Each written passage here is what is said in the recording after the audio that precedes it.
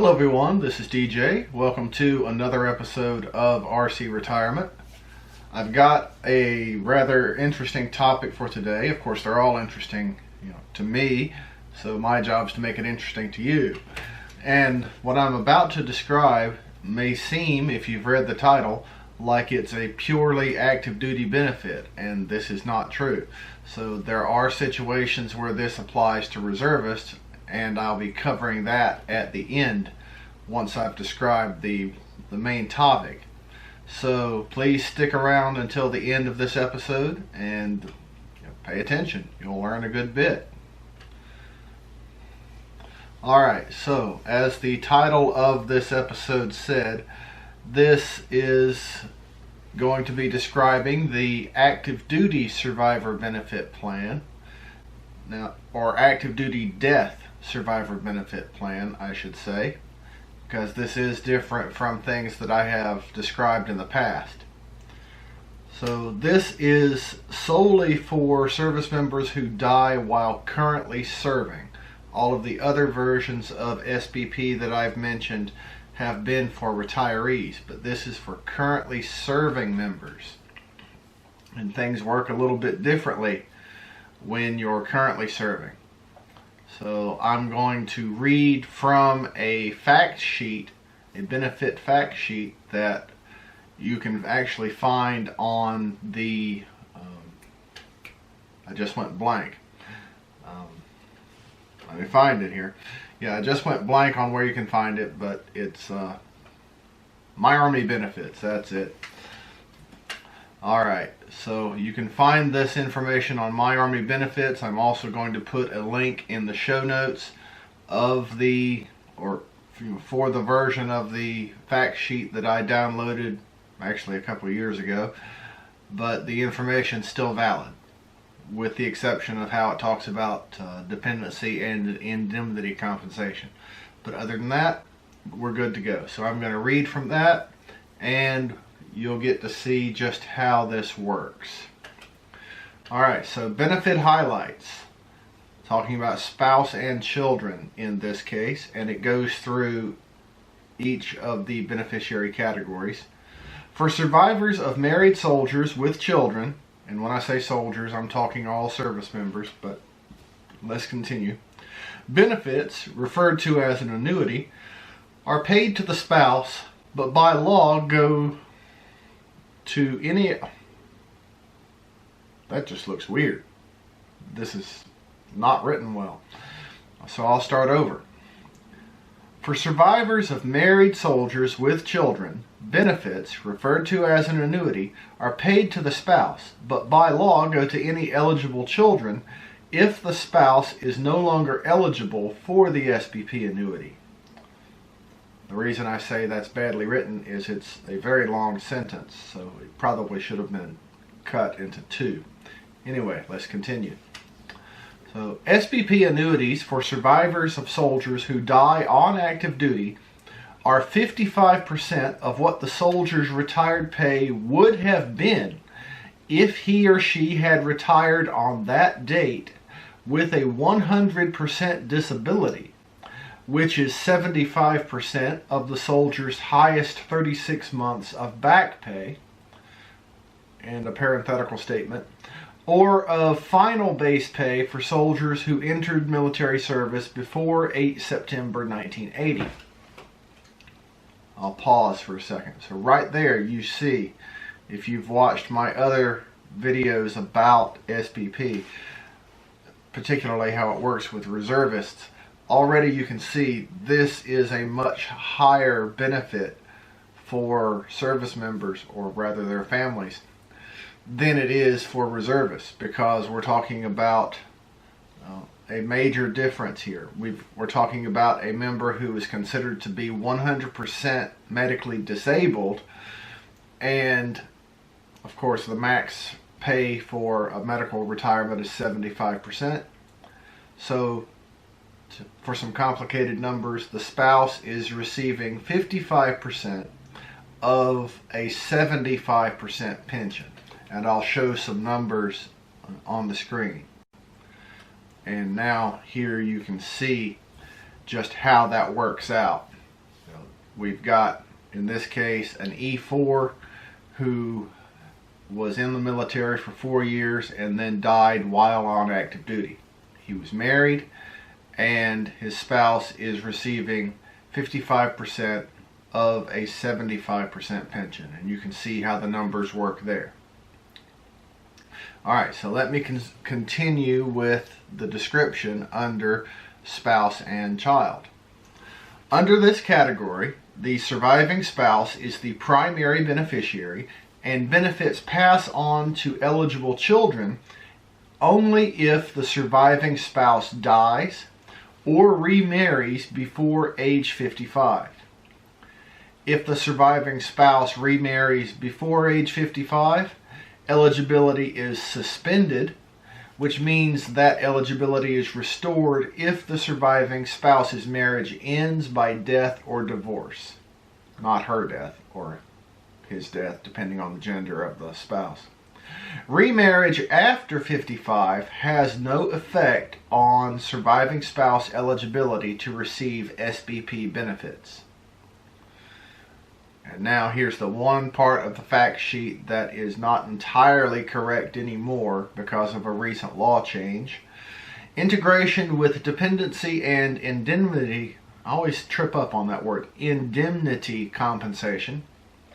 Surviving spouses and minor children of soldiers or retirees whose deaths are determined to be service-connected by the Department of Veterans Affairs, VA, are eligible for tax-free compensation from the VA. This benefit is called DIC. I'm not reading that word again. Under current law, the SBP payment to a surviving spouse is offset dollar for dollar by the amount of spousal DIC compensation. That's actually redundant since it says compensation twice. Anyway, this paragraph is not entirely correct because the DIC offset is being phased out. But in the majority of cases, at least for 2 more years, this is still true. If the SBP benefit is $1,500 and the spousal DIC amount is $1,233, the rate for 2014, then the SBP annuity is reduced to $267, but I skipped a line in my notes. The SBP annuity is reduced to $267. 1,500 minus 1,233 equals 267. The combined total of SBP and DIC is still $1,500, but 1,233 of that is tax-free. Children are also eligible for DIC benefits, but their SBP annuities are not reduced by DIC. Any premiums paid for SBP coverage by a retiree that is offset by DIC will be refunded to the surviving spouse. So there's a little bit of trivia for you. If a surviving spouse who is receiving both SBP and DIC remarries after age 57, he or she continues to receive SBP without an offset by DIC. A surviving spouse whose SBP annuity is offset by DIC is eligible for a monthly Special Survivor Indemnity Allowance, oh they got me again, SSIA, from the Department of Defense. In fiscal year 2014, when this note was, or this benefits page was written, the monthly payment is $150. It will increase to $200 during FY 2015, $275 in 16, and $310 in 17. There are no provisions in current law to extend SSIA beyond 2017. Again, this is a little dated, but the basic facts are the same. SSIA is payable only to surviving spouses because children's SBP annuities are not offset by DIC. Alright, so a little update. Since DIC offsets are being phased out, the need for this SSIA, Special Survivor Indemnity Allowance, is no longer there. So once the offset is completely phased out, so is SSIA. It will cease to exist. All right, so now let's talk about child beneficiaries, children only. If a soldier has children but is not married, benefits are paid under the children only category, and all eligible children divide the SBP annuity equally. If the SBP annuity is divided among multiple children, as each child ages beyond the eligibility limit, the annuity is reapportioned among the remaining children. Ultimately, the youngest child ends up receiving the entire annuity, which then terminates when the youngest child reaches the eligibility limit. Getting all tongue-tied today. Eligible children may receive SBP benefits until age 18 or age 22 if enrolled full-time in high school, college, vocational or technical school, or another recognized educational institution. An exception is that if a child reaches age 22 while in school and his or her birthday is before 1 July or after 31 August, eligibility continues until the earlier of the child's cessation of full-time studies or the first month of July following that birthday. So actually you can see it's possible to receive SBP in part of your 23rd year of life. Now that I think about it, well, we won't go into birthday math. All right, a child who becomes incapable of self-support due to a physical or mental disability before age 18, as long as he or she remains a I fell off my notes again. As long as he or she remains unmarried, may still receive the SBP annuity.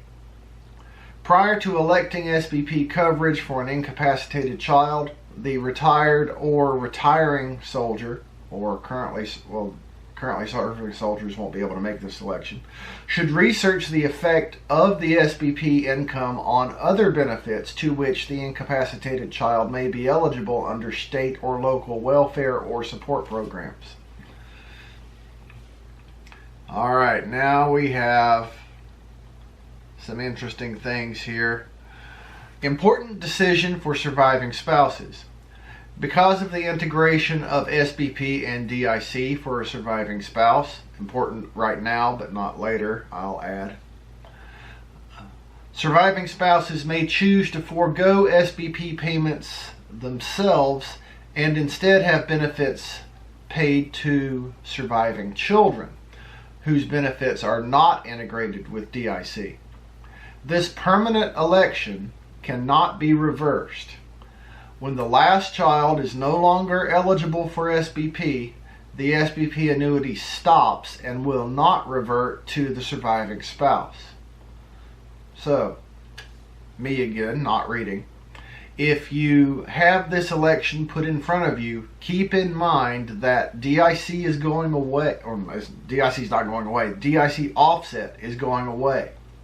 So, if you make this decision now, then your eligible children will only fall into, let me rephrase that.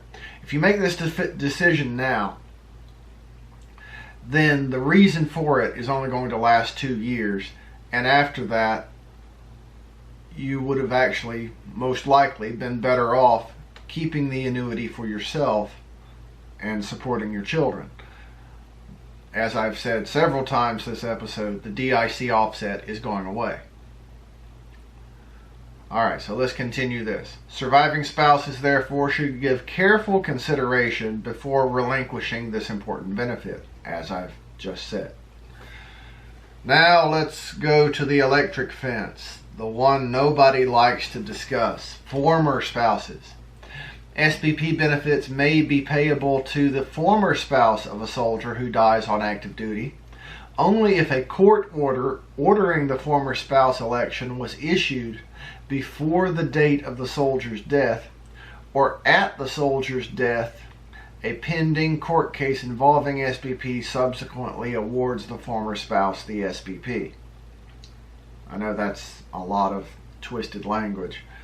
So if there's either a court order already in existence or if there's a court proceeding which results in a court order later, then the former spouse can receive the SBP. In this situation, the assignment of SBP benefits to the former spouse would preclude payments of benefits to a soldier's current spouse, surviving spouse, and children. Remarriage of the former spouse before age 55 suspends the former spouse's eligibility to receive SBP benefits, and eligibility is restored if the marriage ends by death or divorce. Former spouses are not eligible to receive DIC from the VA, so they are therefore not eligible for SSIA. Likewise, since there is no DIC offset for their annuities, they do not have the option to forego SBP benefits for themselves and have them paid to the soldier's children, or at least children of that marriage in this case. Former spouse and children. This one's very short. If a former spouse is awarded SBP benefits as described above, only eligible children acquired by the soldier during his or her marriage to the former spouse may be named as successor beneficiaries. The same eligibility criteria for children described above under the children paragraph apply. Alright, now this is the one that sometimes is a good idea, most of the time is not, because it can cost a lot if you are a retiree anyway, in premiums. Insurable interest. If upon the active duty death of a soldier, there is no eligible former spouse, or children, benefits may be paid to a natural person who was either at the soldier's death a dependent with a military dependent ID card or would have been authorized a dependent ID card. For example, a dependent parent. Benefits are payable for life. The SBP annuity is calculated at 55% of the soldier's retired pay, or of what the soldier's retired pay would have been if the soldier had retired at a 100% disability on his or her date of death, after first subtracting from the retired pay base, which is that 75% of base pay, the premium the soldier would have paid for coverage if the soldier had retired and elected such coverage. See, it still costs even if the active duty soldier dies in service. That premium is 10% of retired pay plus an additional 5% for each full 5 years the beneficiary is younger than the soldier, up to a maximum of 40%. The annuity for qualifying parents is effectively 49.5% of what the soldier's retired pay would have been. So that's good info to know right there. But back to calculation here. So first, they would take for an insurable interest, they would take the soldier's retired pay amount, subtract whatever the premium would have been. Let's just say it's 40%. And then the beneficiary would get 55% of what's left. So that's some twisted math, but that's how the law is written. The SBP was designed to be a spousal benefit, and so when you start talking about other, particularly younger beneficiaries, the costs go up, at least in this case they did. Continuing eligibility. Surviving spouses and former spouses are eligible to receive SBP benefits for life. Eligibility is suspended if a surviving spouse or former spouse remarries before age 55, but eligibility is restored if the marriage ends by death or divorce. Remarriage after age 57 allows the surviving spouse authorized both SBP and DIC to receive SBP without an offset by DIC. We're almost done here. Surviving children may receive SBP benefits until age 18 or age 22 if enrolled full-time in high school, college, vocational or technical school, or other recognized educational institutions. An exception is that if a child reaches age 22 while in school and his or her birthday is before 1 July or after 31 August, eligibility continues until the earlier of the child's cessation of full-time studies or the first day of July following that birthday. A child who becomes incapable of self-support due to a physical or mental disability before age 18 or before age 22 while a full-time student may receive benefits for life, as long as he or she remains unmarried. Keep that in mind. Surviving parents receiving benefits under the insurable interest beneficiary category remain eligible for life, regardless of age, marital status, or receipt of any other government benefit. Alright, so that's a lot of information from the fact sheet. And as I said at the beginning, it might sound like this is an active duty pure type of benefit, but that's not true. If you take a look at the fact sheet that I've put in the show notes, you'll see a chart at the top of that fact sheet which lists the various categories of service for the service member, and I'll read two of them here. These are the two that would apply for National Guardsmen, reservists, etc. So Reserve and National Guard soldiers on inactive duty training, so at drill, for example, or annual training. The benefit received if a soldier or service member dies while currently in a drill or annual training status, an inactive duty training status, is the reserve component SBP. Benefits are calculated based on points earned as of the date of death. Death must be in line of duty. If retirement eligible and the LOD is not in line of duty, benefits are based on years of active service. So only the active duty service in that case, and only the points earned from that active service. But there was an interruption in the recording, so I'm going to back up a few seconds and start anew, just so we make sure we cover everything. And I'm doing this on video only. I went ahead and finished the podcast version of this episode, so kind of doing things concurrently. Alright, so I was last talking about reservists who die while serving in a military status. So not sitting at the house, actually being in a military status. I've already covered inactive duty training. Now let's talk about Reserve and National Guard soldiers on federal active duty, regardless of years of service. In that case, if there is an active duty death, then the member's beneficiaries would receive the active duty SBP. Benefits would be calculated as if the member were retired with a 100% disability. Death must be in the line of duty, and if the member is retirement eligible and the LOD was not in the line of duty, then the benefits would be based on the years of active duty service the member actually had. And believe it or not, that's all I've got.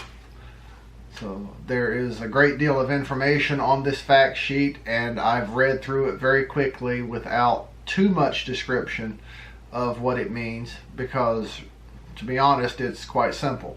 But if there are questions from any of you out there, please email me at dj@rcretirement.com, or place a comment to this video and I will answer it very quickly. So that's really all I've got for this episode. I do ask that you share and like this video, particularly share, so that people who need this information will have it in their heads. That's the point of all of these videos, is education. So let's get these proper video topics into the right skulls so everyone can make informed decisions. If you would like to support my educational efforts online, then I invite you to go to patreon.com/rcretirement and join at any of the pre-established rates of support there, or you can create your own. And there's an added benefit if you are a Patreon subscriber at the $25 level or higher. Let me tell you about that. If you are seeking any sort of benefit that I've described in any of my videos, retired pay, survivor benefits, combat-related special compensation, etc., then you can look at my fees for services page on rcretirement.com and see what the normal rates are. If you're a $25 or more per month subscriber on Patreon, you'll get a 20% discount off of that rate. So a little here can save you a lot over here, and that's pretty nice. Now, as I said, the point of all of this is to get information to the right people, so I do ask that you join, or rather that you share, and of course subscribe, because you are learning from this by watching these videos yourself. So why not benefit a little bit more and be notified when a new video is published? So that's all I've got for today. I do thank you so much for being part of this audience and spending your time with me. Until next time, please be safe out there, and thank you for your service. Have a great day. If you liked what you heard on today's episode, then please go below and give it a thumbs up, and be sure to subscribe to this channel. Also, please let other people know about this channel and the information it can provide for them. If you have questions or comments, then please have no qualms about posting them in the comments section below. Please remember the RC Retirement YouTube channel and the RC Retirement website are not recognized or endorsed by the Department of Defense, the Department of Veterans Affairs, or any other government agency. The information presented in these resources are for entertainment and informational purposes only. Also, the content of either of these resources should not be considered financial or legal advice. Please consult with your own legal counsel, accountant, or financial planner before making any decisions based on what you have learned here. As always, thank you for watching the RC Retirement YouTube channel.